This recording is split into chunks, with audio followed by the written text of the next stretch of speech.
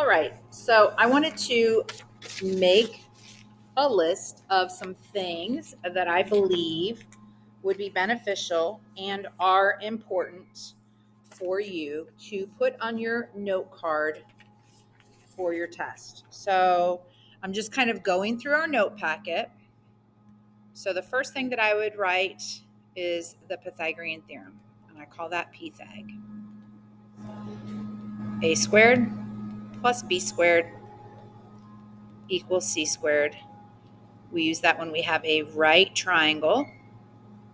Okay. Remember that A and B are the legs of the right triangle, and C is the hypotenuse. C is always opposite the right angle. So maybe it'll help you to draw that on your test. The other thing that I would do is maybe list some Pythagorean triples that I know. I know 3, 4, 5 is a Pythagorean triple. I know 6, 8, 10 is a Pythagorean triple. I think you guys were given 9, 40, and 41. So I would list some Pythagorean triples. You can even Google some of those. You just need a couple of them. The cool thing with Pythagorean triples is every multiple of that works. So if I looked at the 3, 4, 5 and multiplied every number by 2, that's where I get the 6, 8, 10. If I multiplied every single one of these numbers by 3, that would give me a 9, a 12, and a 15. Okay? So list a couple of Pythag triples. The next thing that I want to talk to you about is distance and midpoint. So I would put the distance and the midpoint on your test, obviously on your note card. So the distance formula,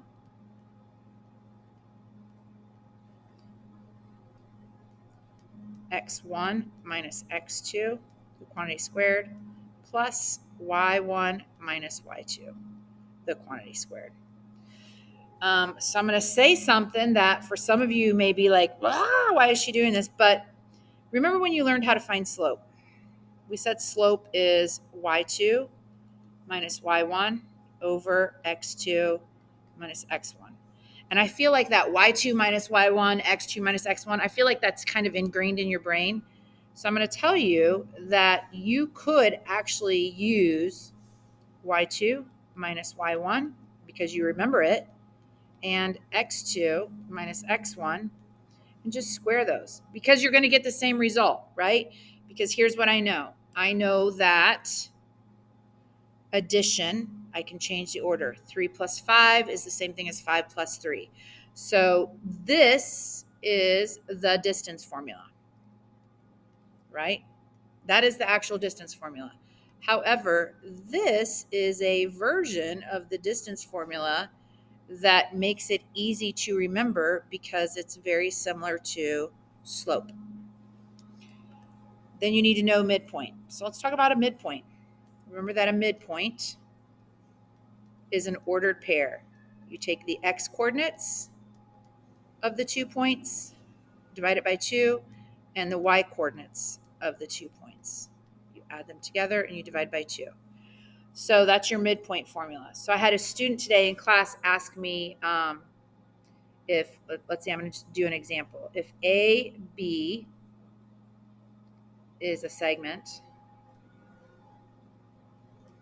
and you know that A is the coordinates 2, 9, you don't know what the B coordinates are, so I'm going to call it X and Y. You don't know what B is, but you know that the midpoint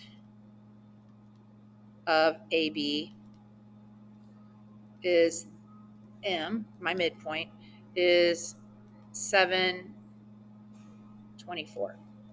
Okay?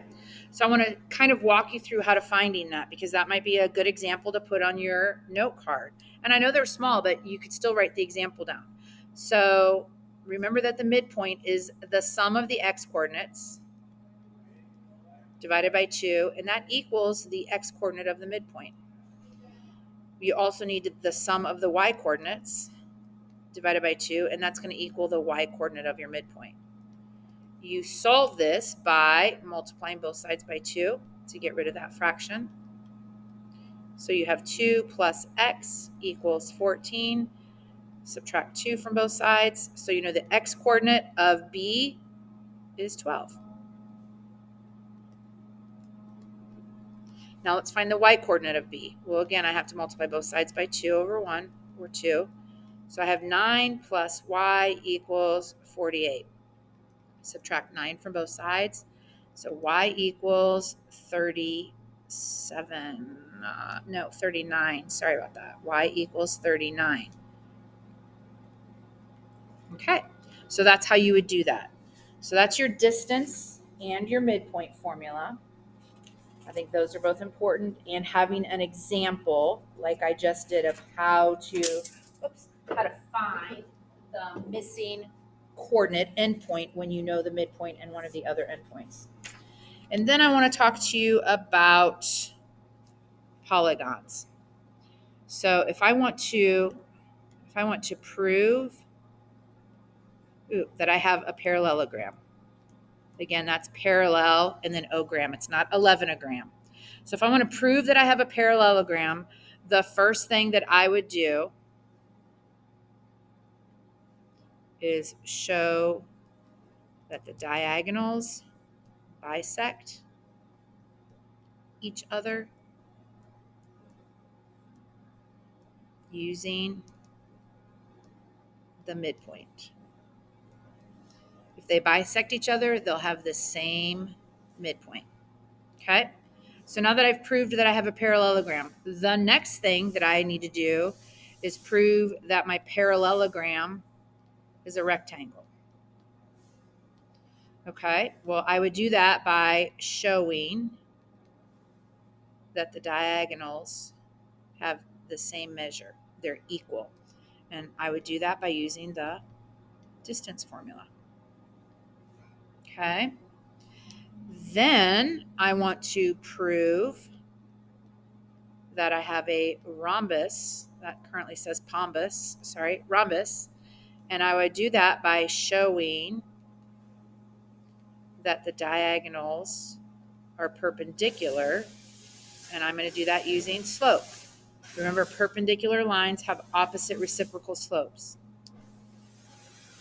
And that allows me to prove that I have a square. First, I've shown that it's a parallelogram. Second, I've shown that it's a rectangle. Third, I've shown that it's a rhombus. So by default, it's a square. Okay.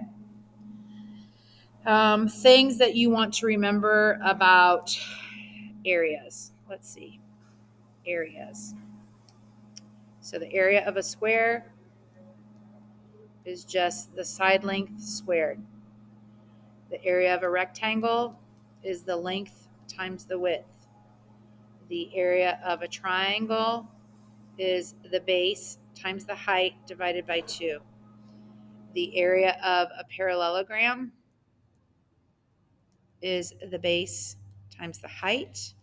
And the area of a trapezoid is B1 plus B2 times the height, all divided by 2.